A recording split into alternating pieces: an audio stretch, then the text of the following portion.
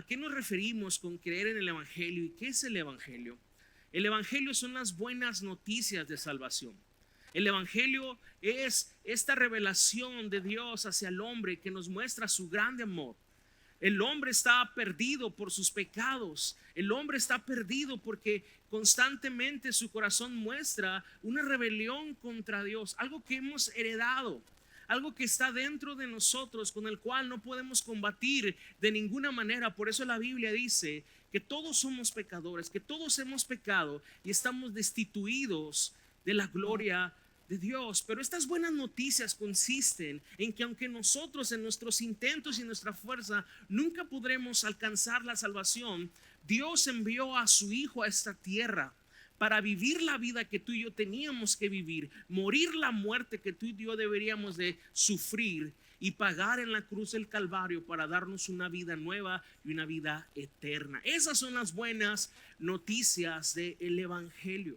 Y eso es lo que hemos creído. Y según las Escrituras, cuando una persona cree en el Evangelio de todo su corazón, cuando una persona cree que Jesús es su sustituto, que Jesús pagó por sus pecados en la cruz del Calvario, la Biblia dice que esa persona pasa de muerte a vida, que esa persona es una nueva creación de Dios, que esa persona tiene un nuevo nacimiento, que esa persona tiene un nuevo corazón, una nueva mente, que esa persona tiene un nuevo cambio de ámbito.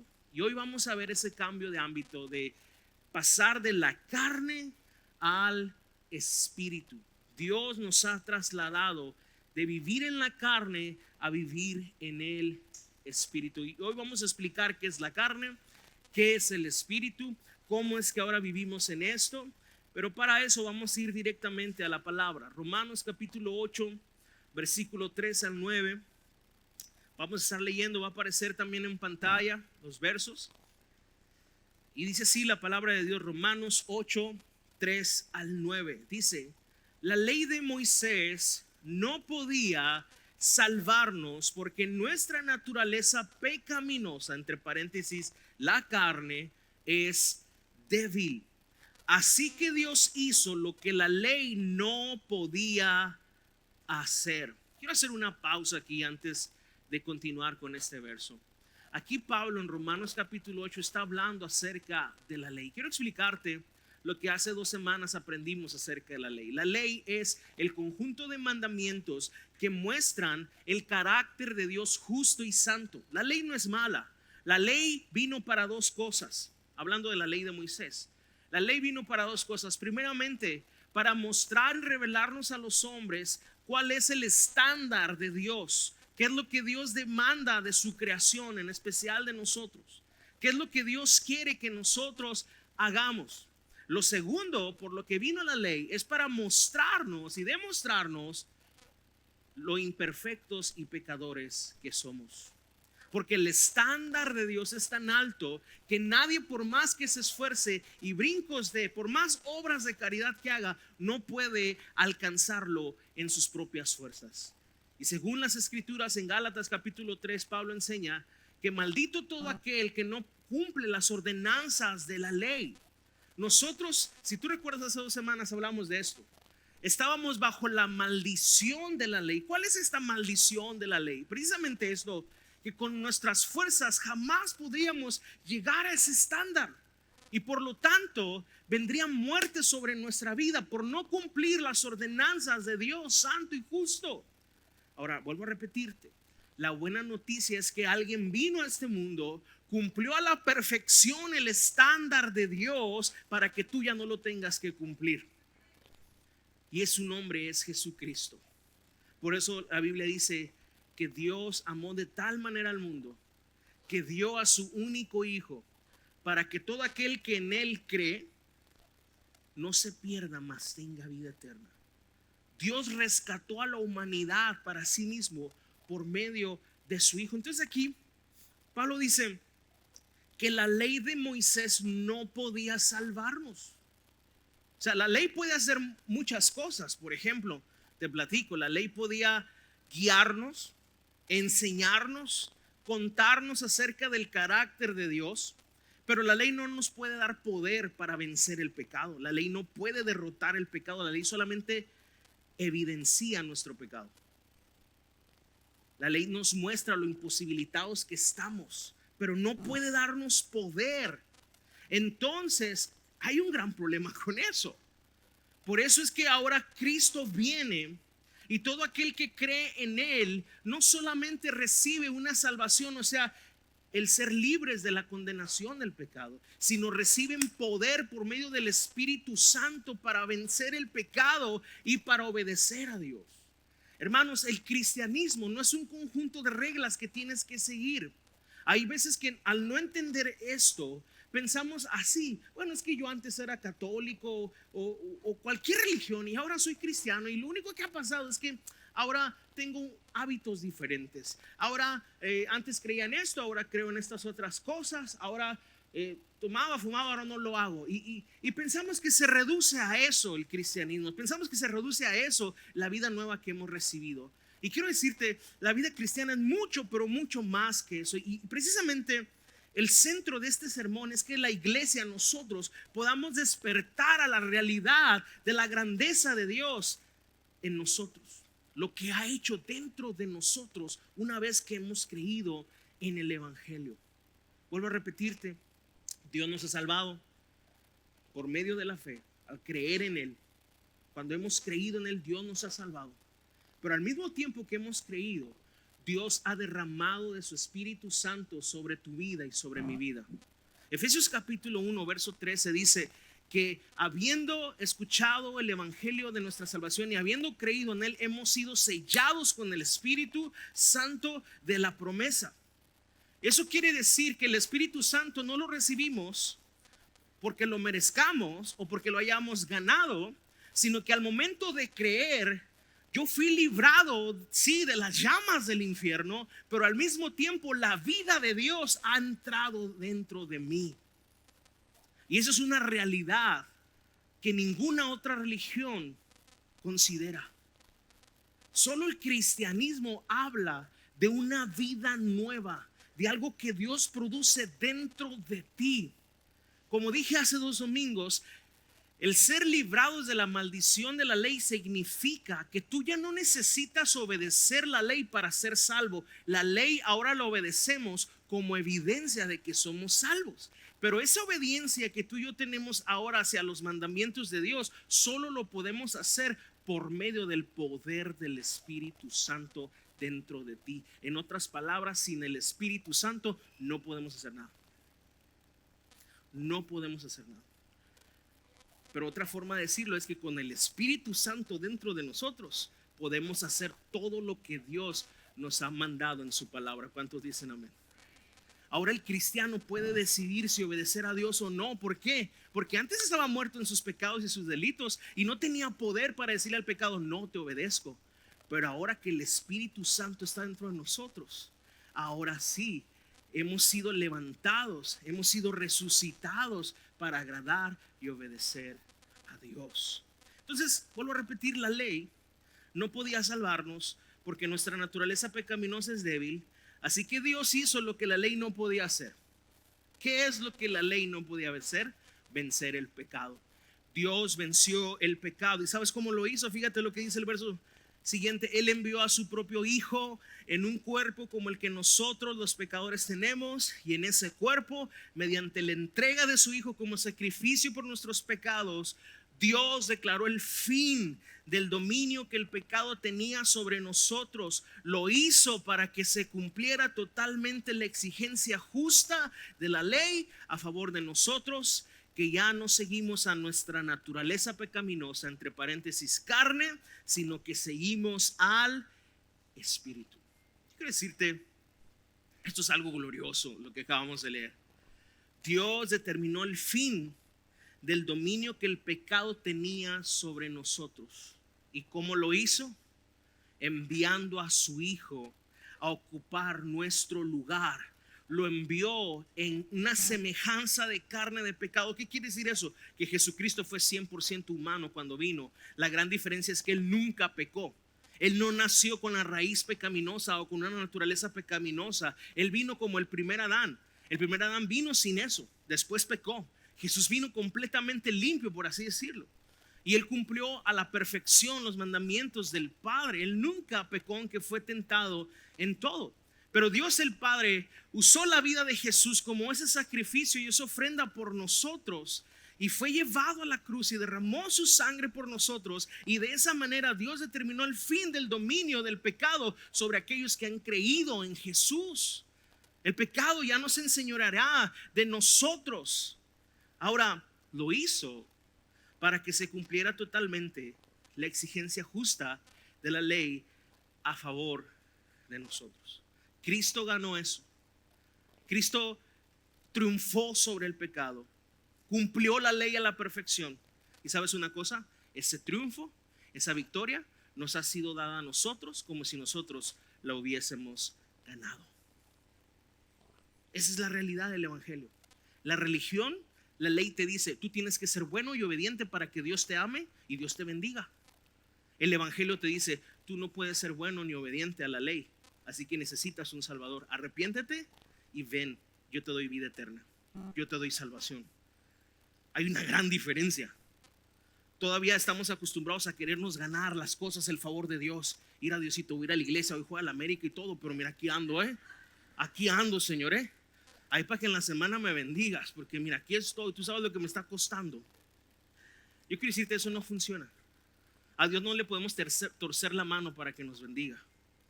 Él nos ha bendecido en Cristo Jesús con toda bendición espiritual. Si tú y yo hemos puesto nuestra confianza y nuestra fe en Jesús, la Biblia declara que somos bienaventurados, dichosos, bendecidos por Cristo Jesús. Continuamos leyendo, dice, lo hizo para que se cumpliera totalmente la exigencia justa de la ley a favor de nosotros. Es lo que les decía un momento, que Cristo triunfó y nos da ese triunfo a nosotros, ya que no seguimos, dice, a nuestra naturaleza pecaminosa, entre paréntesis, carne, sino que seguimos al Espíritu. Verso 5. Los que están dominados por la naturaleza pecaminosa piensan en cosas pecaminosas, pero los que son controlados por el Espíritu Santo piensan en las cosas que agradan al Espíritu. Por lo tanto, permitir que la naturaleza pecaminosa les controle la mente lleva a la muerte, pero permitir que el Espíritu les controle la mente lleva a la vida y a la paz. Pues la naturaleza pecaminosa es enemiga de Dios siempre. Nunca obedeció la ley de Dios y jamás lo hará.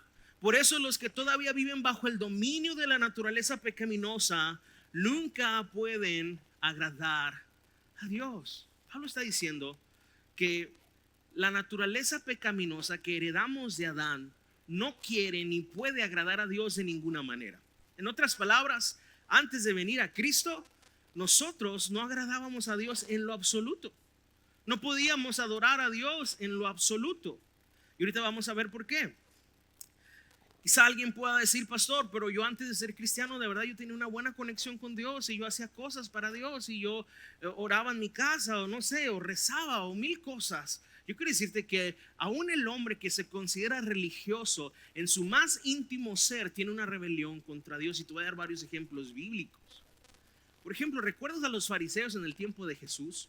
Estos hombres se daban golpes de pecho y decían, nosotros cumplimos toda la ley, nosotros obedecemos a Dios, todas las cosas que los mandamientos nos hablan. Y eran hombres que andaban viendo con una lupa los errores de la gente y juzgando a las personas. Y fueron las personas con las que Jesús tenía bronca. ¿En qué sentido? A ellos les decía, ustedes son hipócritas, ustedes son generación de víboras, ustedes son falsos, ustedes no tienen misericordia de la gente. Pero ellos se sentían súper conectados con Dios. Ellos se sentían que tenían la franquicia de Dios, ¿verdad? Que solamente ellos de alguna manera podían tener la palabra, la verdad.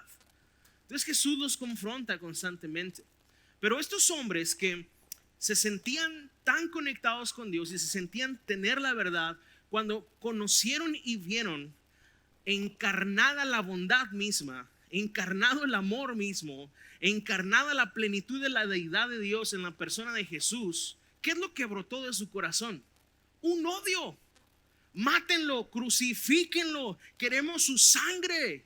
Es más, preferimos a Barrabás que a este cuate. Y estaban hablando de Dios mismo. lo tenían enfrente y se sentían religiosos. Vuelvo a repetirte, la ley no nos puede dar salvación. La ley solo nos muestra los pecadores que somos. Pero el evangelio, el que cree en el evangelio de Cristo, tiene salvación. Lo primero que vamos a hacer es que vamos al observar estos versos que leímos, a ver 3 puntos que podemos tener acá. El primero de ellos es, para los que les gusta apuntar, que existen solo 2 ámbitos. Según Pablo, lo que estaba hablando en Romanos, existen solamente 2 ámbitos: o estamos en la carne o estamos en el espíritu. O sea, o hemos nacido de nuevo o no hemos nacido de nuevo. O somos nuevas criaturas o no lo somos. Vuelvo a repetirte, ¿qué determina eso? Si hemos creído en el evangelio o no hemos creído en el evangelio. No existe tal cosa como los medio nacidos. Gracias. O sea, cuando un bebé va a nacer, no le dicen al esposo: ¿sabe qué? Le tengo una noticia, su bebé está medio nacido. Medio nació, pero no nació todo. O sea, nace o no nace, tiene vida o no tiene vida, ¿sí? No existe tal cosa como los medio regenerados.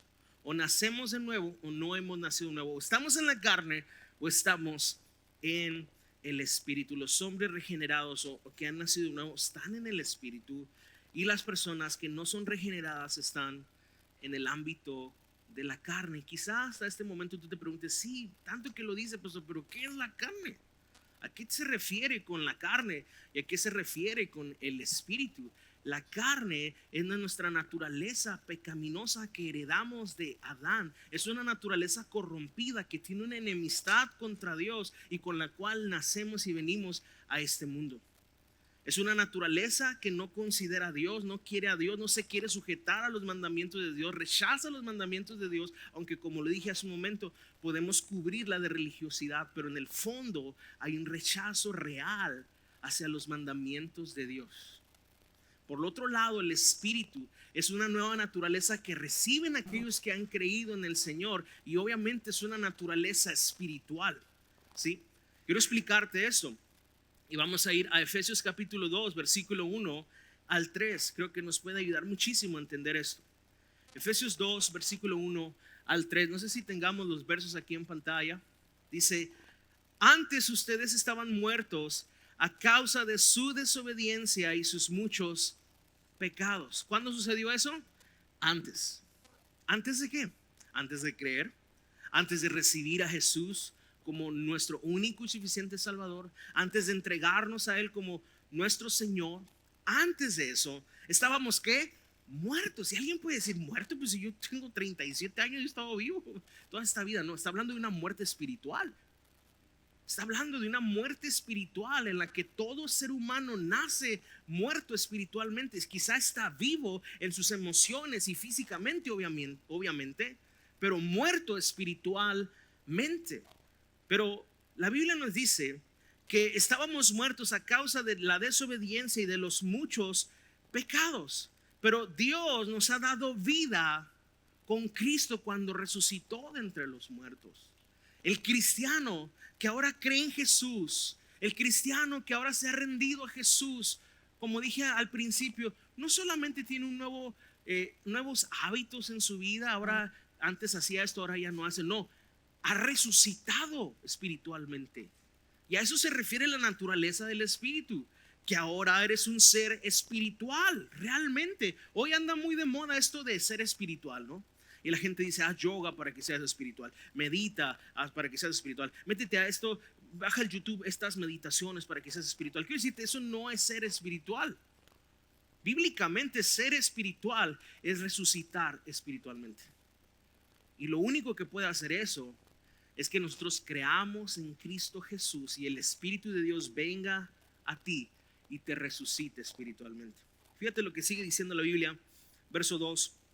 Vivían en pecado igual que el resto de la gente, obedeciendo al diablo, el líder de los poderes del mundo invisible, quien es el espíritu que actúa en el corazón de los que se niegan a obedecer a Dios. Una pausa, por favor, pastor. ¿A qué hora yo estaba obedeciendo al diablo? O sea, eso no me avisaron.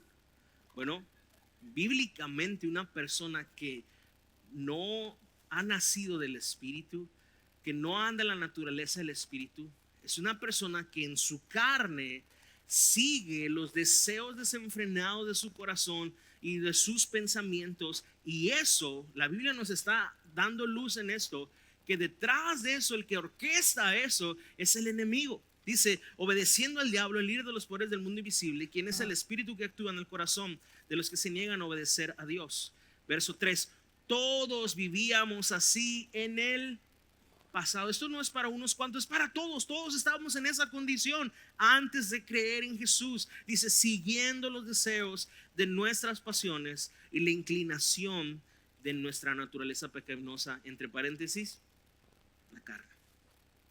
Por nuestra propia naturaleza éramos objeto del enojo de Dios, igual que todos los demás. Gloria a Jesucristo, porque ya no estamos ahí. Ya no somos objeto del enojo ni la ira de Dios. Por la gracia de Dios, ahora tú eres un hijo, una hija de Dios. Ahora tienes paz para con Dios por medio de la fe, porque has sido justificado. No por tus obras, no por tus buenas acciones, no por tu buena conducta, sino por la gracia de Dios, por medio de la fe. ¿Cuántos dicen amén? Gloria a Dios. Entonces, la segunda cosa que vemos y observamos en estos pasajes de Romanos capítulo 8, verso 3 al 9, es que cada ámbito, o sea, la carne y el espíritu, tienen su propia mente.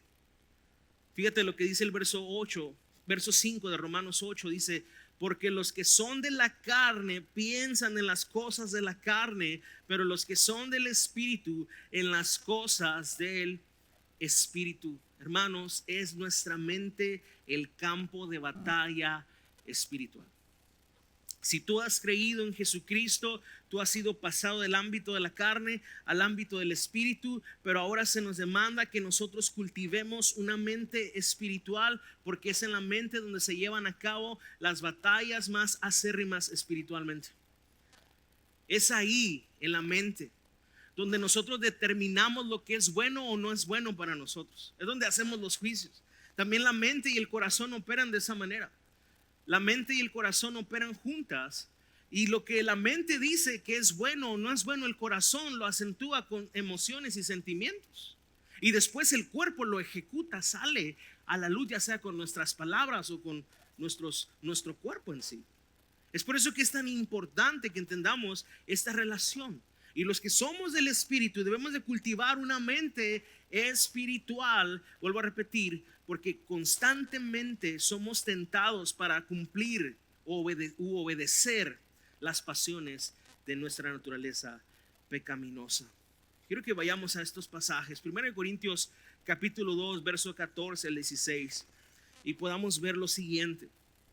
Dice, pero el hombre natural, o sea, el hombre en la carne, el hombre que no tiene a Cristo, no percibe las cosas que son del Espíritu de Dios, porque para él son locura y no las puede entender, porque se han de discernir como espiritualmente. O sea, el hombre que vive en el ámbito de la carne, que no ha nacido de nuevo, que no ha sido regenerado, son sinónimos, que no está en el ámbito del Espíritu. Tú le hablas de las cosas de Dios y él no las entiende. Para él son locuras, son una tontería. ¿Qué me estás hablando? ¿Cómo voy a la iglesia ahorita? ¿Qué no sabes que juega la América Chivas hoy? ¿Verdad? Digo, no tiene nada malo ver a América Chivas. Yo lo quiero ver, llegando a mi casa lo veo en la repetición. Pero cuando cultivamos una mente espiritual y nos damos cuenta que estamos en el ámbito del espíritu, empezamos a tomar mejores decisiones conforme a la voluntad de Dios. Y nos damos cuenta que estar en una reunión donde la congregación se reúne es una bendición bien grande. Es una bendición bien grande poder agradecer juntos a Dios, cantarle al Señor, contemplar la belleza de Jesús en la adoración colectiva, escuchar su palabra, que no son meras palabras, sino es espíritu y es vida.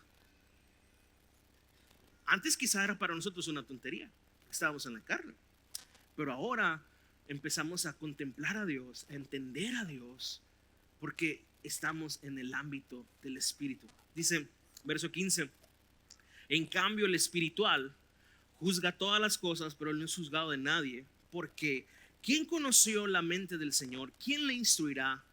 Mas nosotros tenemos la mente de Cristo. Qué maravilloso es esto, que Pablo considere que una iglesia imperfecta como Corintios, si tú has leído Corintios, sabes que el contexto es que esta es una carta de exhortación, o sea, de regaño, porque era una iglesia desordenada a la hora de operar en sus dones. Y era una iglesia, como lo vamos a ver un momento más, que estaba teniendo ciertos problemas inclusive en su moral. Y aún a ellos, Pablo se atreve a decirles: nosotros, hermanos, hemos recibido la mente de Cristo. Ahora quiero decirte esto: la mente la hemos recibido como un hecho que Dios ha ganado y que nos ha dado como parte de nuestra herencia, pero es algo que vamos desarrollando conforme vamos creciendo en nuestro conocimiento del Señor. Conforme vamos avanzando y madurando en el Señor, vamos teniendo y desarrollando la mente de Cristo dentro de nosotros. ¿Qué significa esto? Que nosotros antes pensábamos como el mundo piensa, deseábamos lo que el mundo desea, teníamos los mismos anhelos, el mismo gol, ¿sí? Medíamos el éxito en cuanto al mundo, el tener dinero, fama, mujeres, placeres, el tener seguridad en el mundo. Pero ahora que estamos en Cristo, nuestros anhelos y nuestros goles empiezan a ser transformados, alineados a Jesús, a su obra, a su reino. Ahora, eso no sucede de la noche a la mañana, eso sucede de una forma progresiva. No es que tú vienes a la iglesia el primer día y recibes al Señor y ya piensas como Jesús totalmente, sino que nuestros anhelos, nuestro gol, nuestros deseos más profundos empiezan a ser alineados a la mente de Dios por su palabra y por su espíritu en nosotros. Amén. No pierdas esto de contexto. Leímos 1 Corintios 2, 14 al 16. Ahí termina el capítulo 2 y el capítulo 3 comienza diciendo lo siguiente. Ojo con esto, es a las mismas personas que Pablo les está escribiendo. Es a la misma audiencia que Pablo le está hablando lo siguiente. 1 Corintios 3, verso 1 al 3 dice: de manera que yo, hermanos, no pude hablarles como a espirituales. Wow. Ojo, pausa. Primero les enseñó en el capítulo 2 que el hombre carnal no puede discernir las cosas que son del espíritu, porque deben de discernirse espiritualmente, pero el espiritual juzga todas las cosas, ¿sí? Le está hablando de estos dos tipos de personas: el hombre en la carne, el hombre en el espíritu, el hombre natural, el hombre espiritual. Pero ahora les dice: hermanos, yo a ustedes, la iglesia de Corintio, no les pude hablar como espirituales, sino como a carnales. Y esta no es una expresión chola de Pablo, no es de qué onda, carnal, no. Es una expresión literal de que ustedes andan en la carne. Dice: como a niños en Cristo. Versículo 2: les di a beber leche y no vianda, porque aún no eran capaces, ni son capaces todavía, porque aún son carnales. Quiero hacer una pausa aquí. Esto nos está enseñando. Ellos son hermanos, son personas que habían creído, que formaban parte de la iglesia y que estaban actuando como carnales. Espiritualmente hablando, ellos ya estaban en el ámbito del espíritu, pero su mente estaba alineada a las cosas de la carne. Lo que leíamos en Romanos: la carne piensa en las cosas de la carne, el del espíritu piensa en las cosas del espíritu. Pero es posible que alguien que esté en el ámbito del espíritu, que ha nacido de nuevo, que tiene el Espíritu Santo, aún esté su mente en el ámbito carnal, y por eso esté trayendo frutos de la carne en lugar de los frutos del espíritu. ¿Cómo lo sé? Por mi propia vida y por la de ustedes. No se hagan también. Ninguno de los que estamos aquí caminamos en una perfección de obediencia, lamentablemente. Pero el gol de nuestra vida cristiana, escucha bien, debe ser que cada día nos podamos parecer más a Cristo. Quiero recordarte una cosa, iglesia: el cristiano no lucha en esta vida por su salvación. Cristo luchó por ella y venció y la ganó por nosotros.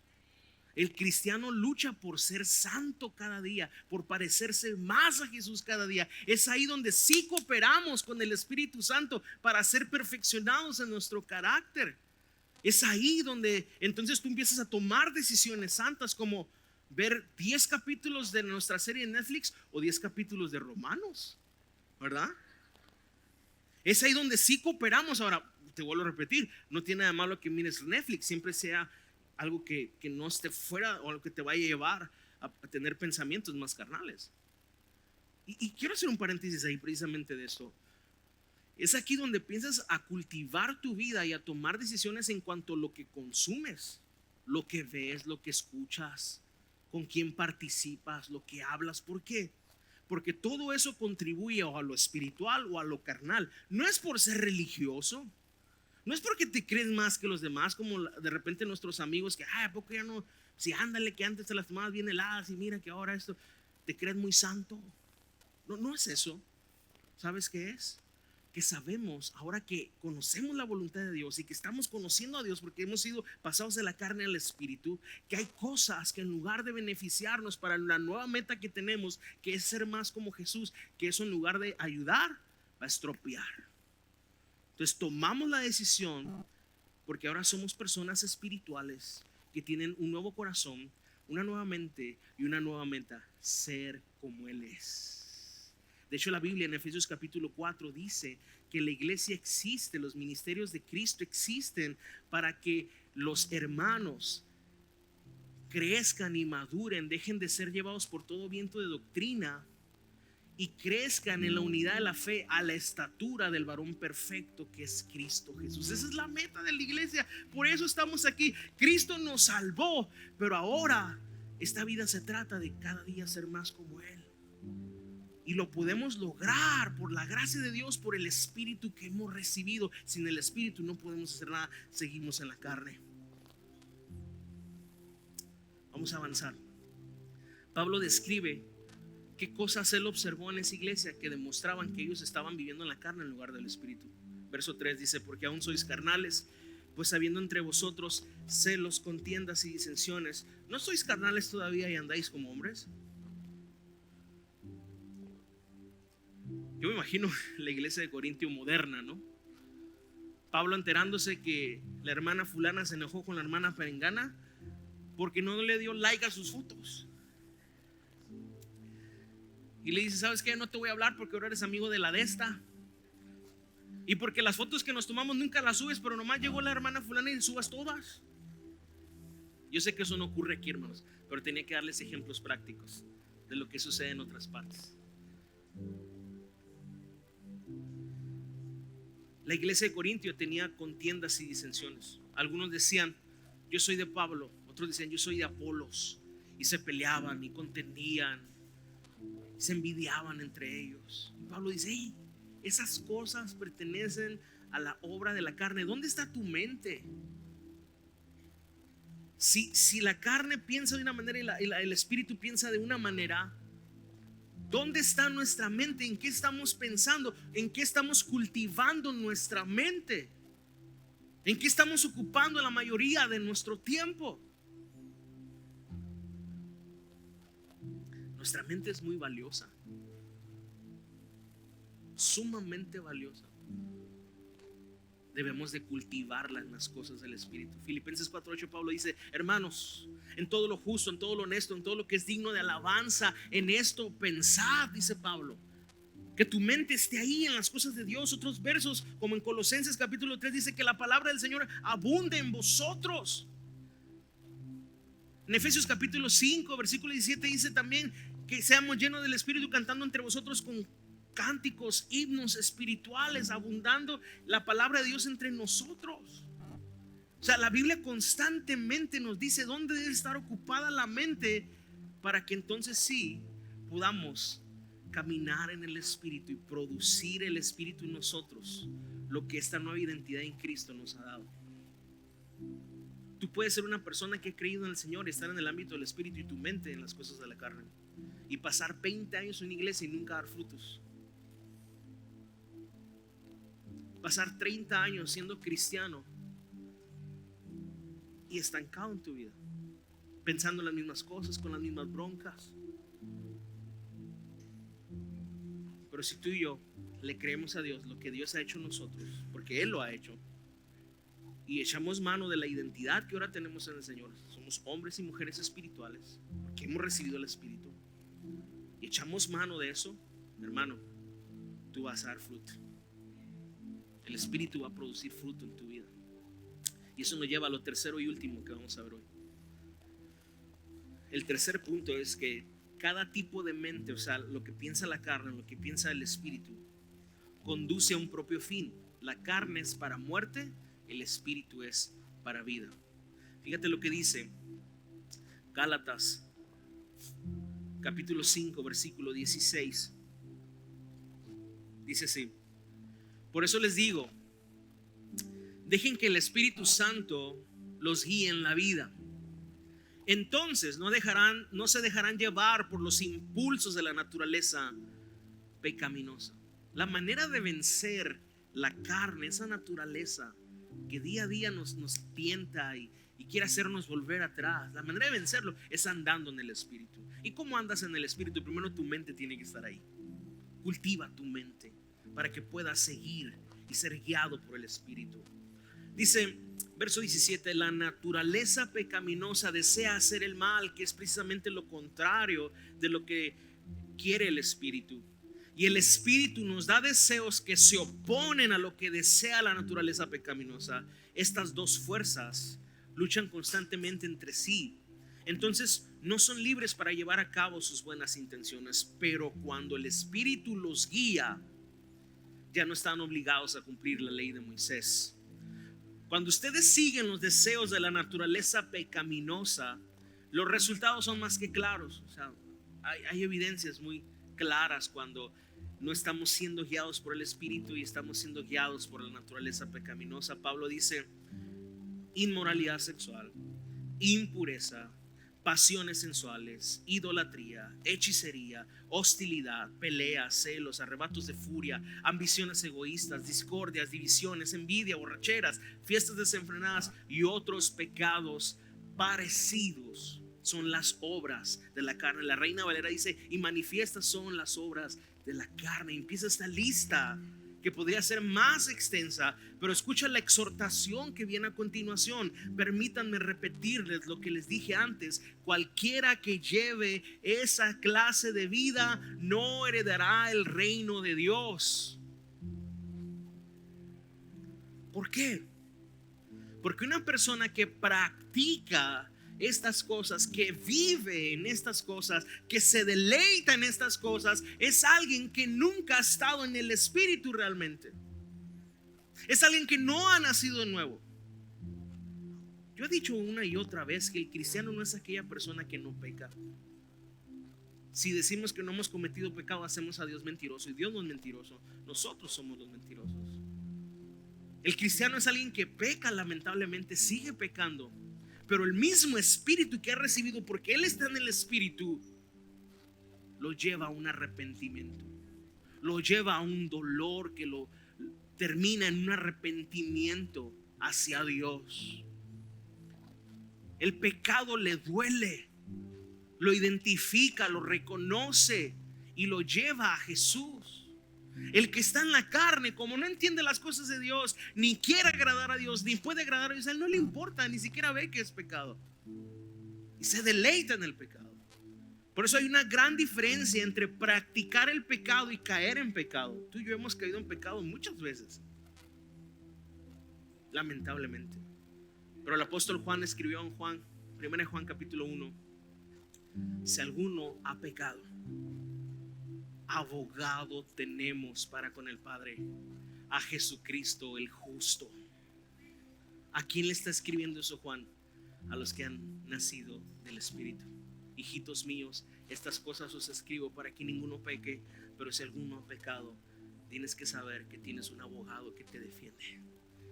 Pero para eso tú tienes que ir al abogado y decirle: perdóname, si he pecado contra ti, así como David lo hizo, he pecado contra el cielo y contra ti, Señor. ¿Sabes qué? Juan termina diciendo: si confesamos nuestros pecados, Él es fiel y justo para perdonarnos y limpiarnos de toda nuestra impureza. Gloria a Dios por eso. Ahora, para terminar, esta lista demuestra que estas personas se deleitan en esto, y en esa clase de vida, dice Pablo, no heredarán el reino de Dios. Versículo 22: en cambio, la clase de fruto que el Espíritu Santo produce en nuestra vida es, esto es glorioso, ¿Quién produce en nosotros esa clase de vida? ¿Nuestro esfuerzo? ¿Nuestro conocimiento? ¿Nuestra teología? No.